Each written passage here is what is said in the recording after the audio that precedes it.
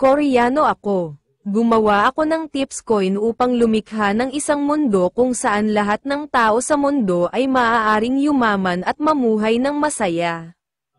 Gumawa ako ng tips coin para sa mga tao sa Southeast Asia at Africa na may mas mababa sa $1 sa isang araw na makakain. Ako ang kinatawan ng K-Dia Coin at Tips Coin Foundation. Ang mga taong nakikita mo ngayon ay 1.5 bilyong tao sa India, 550 milyong tao sa Pakistan at Indonesia. Mayroong 4 na bilyong tao sa Southeast Asia sa buong mundo. Nakatuon ako sa pag-promote ng India, Indonesia, at Pakistan. Kaya naman ang mga miyembro ng TIPS sa 3 bansa ay aktibong nagmimina ng TIPS coin. Ang mga tao sa mga bansang may populasyon na 2.1 bilyon mula sa populasyon ng mundo na 7 bilyon ay maagang gumagalaw dahil alam nila na ang tips coin ay magiging malaking pera. Malapit na itong mabilis na palawakin sa Timog Silangang Asya at Africa.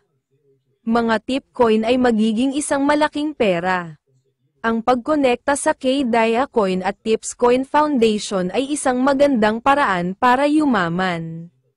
Ang mapanlinlang na Coin Foundation ay hindi nagbubunyag ng personal na impormasyon. Nakikipag-usap ako sa mga tao sa buong mundo. Ibubunyag ko ang aking komunikasyon sa impormasyon sa YouTube at Woodzip at Naver. Ang lahat ng kumukonekta sa akin ay yumaman. Kung magtitiwala ka sa akin at sasali sa amin, ikaw ay magiging hindi ka pani-paniwalang mayaman. At kung mag-subscribe ka sa akin, maaari kang makatanggap ng impormasyon kung paano kumita ng pera araw-araw. Inabandona ng babaeng ito ang Instagram. Bakit niya tinalikuran ang Instagram at lumipat sa tips? Nagbabayad ng pera ang mga Koreano para magmina ng tips coins. Ang mga barya na minana ng Koreano ay kasalukuyang nakikipagkalakalan sa $5.50 bawat bahagi. Gayunpaman, ang mga dayuhan ay nagmimina ng libre. Ang halaga ng mga barya na mina bawat araw ay kasalukuyang $5.50.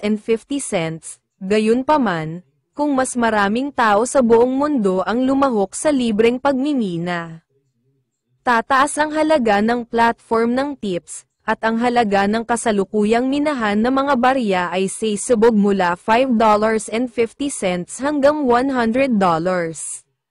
At kung mas maraming tao ang lumahok, ito ay sisubog sa $1,000. Kung maraming tao sa buong mundo ang lumahok sa tips platform, bilang karagdagan sa mga barya, ang mga stock ay ibibigay ayon sa bilang ng mga barya na mina. Ang isang larawang na-upload sa platform ng tips ay direktang nauugnay sa pera. Ano sa tingin mo? Siya ay isang napakatalino at matalinong babae. Pera ba ang oras? Ang Facebook, Instagram, Twitter ay isang pag-aaksaya ng pera. Naglabas siya ng sarili niyang pera na tinatawag na tips coin at nakakapag-print ng pera na parang baliw. Nag-e-enjoy siya araw-araw at nangangarap na maging bilyonaryo sa isang gabi. Ang dahilan ay alam niya ang hinaharap ng platform ng tips at ang lakas ng pagsabog ng platform. Nang maglaon, pinangarap niyang may lista ang tips sa US Nasdaq at Korea Kospi. Ang tips coin ay isang Korean coin na nilikha ni Chog Won-song.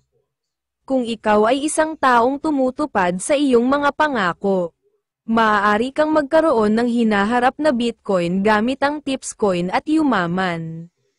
Sa wakas, sasabihin ko sa iyo ang isa pang paraan upang yumaman. Kung mamumuhunan ka sa pananalapi, mamuhunan sa mga stock ng Korea. Ako ay isang henyo sa pamumuhunan. Panoorin ang aking pangunahing channel sa YouTube. Itinatala ng pangunahing channel ang rate ng return sa mga video. 1,000% ang rate ng return ng mga stock na na-invest ko. Ito ay isang aktwal na rate ng pagbabalik. Kinopya ko ang aking stock account sa PowerPoint at na-upload ito. Kung hindi mo alam ang Korean sa aking pangunahing channel, umarkila ng Korean para sa isang araw para mag-interpret para sa iyo. Ako ay isang henyo sa pamumuhunan na kumikita ng maraming pera. Ang Korea ay isang bansa na napakabilis na lumalago. Mamuhunan sa bansa ng BTS.